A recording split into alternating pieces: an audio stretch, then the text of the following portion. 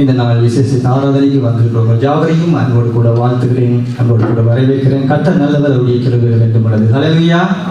விசேஷமா இந்த நாளில் எங்கள் மத்தியிலே இந்தியா தேசத்திலிருந்து வந்திருக்கிற அன்பு தேவ ஊழியக்காரன் பாஸ்டர் ஸ்டான்லின் இந்தியாவில் ஊழியம் செய்கிறார். உலகம் முழுவதுமாய் தேவன் வல்லமையாக பயன்படுத்துகிறார். அவர் எங்களோடு இணைந்து இன்றைய நாளிலே தேவனுடைய நாமத்தை உயர்த்த தேவன் கொடுத்த வாக்கியத்துக்காக ஆண்டவருக்கு நன்றி செலுத்துவதோடு மட்டுமல்லாமல் நம்முடைய இருதயத்தின் ஆழத்திலிருந்து உங்களை அன்போடு கூட வரவேற்கிறோம்.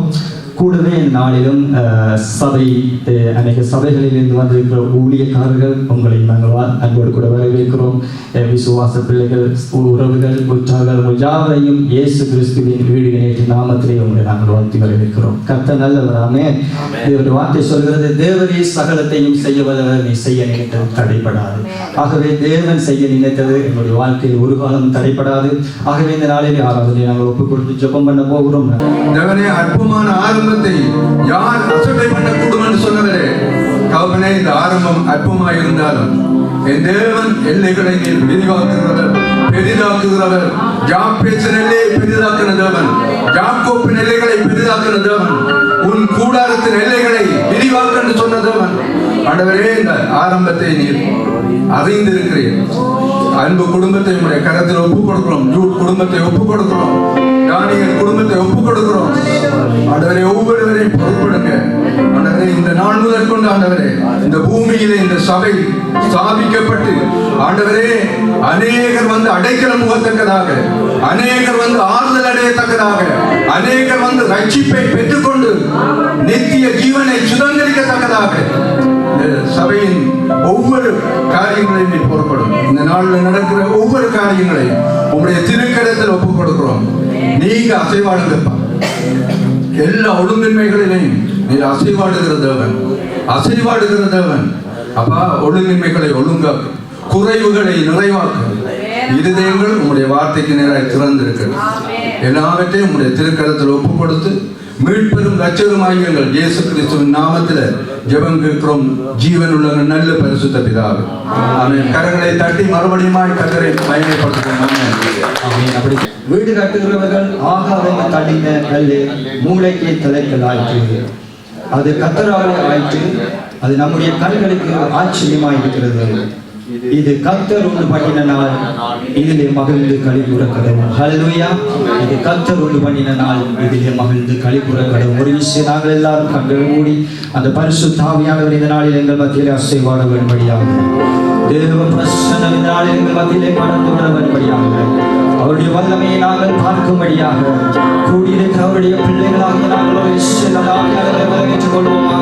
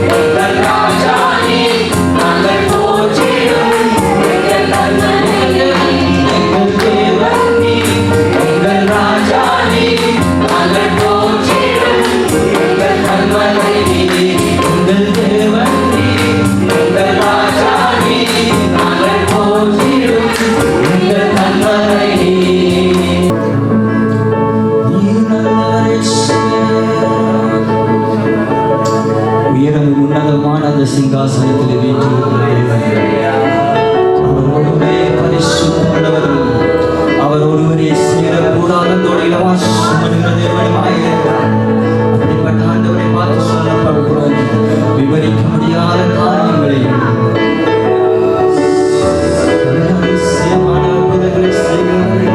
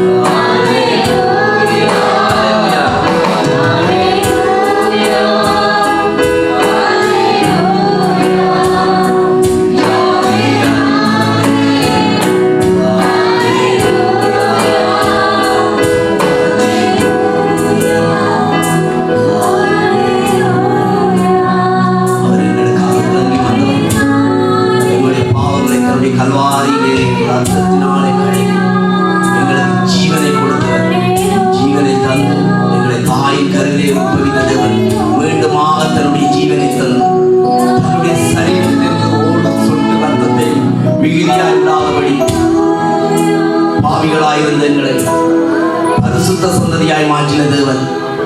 பரிசுத்த சந்ததியாய் மாற்றினவர் மாத்திரமல்லாமல் சங்கீதக்காரன் பின்னால் சொன்னது கூட, நீ நடக்க வேண்டிய வழியை நான் உனக்கு போதிப்பேன். நீ நடக்க வேண்டிய வழியை நான் உனக்கு போதிப்பேன்.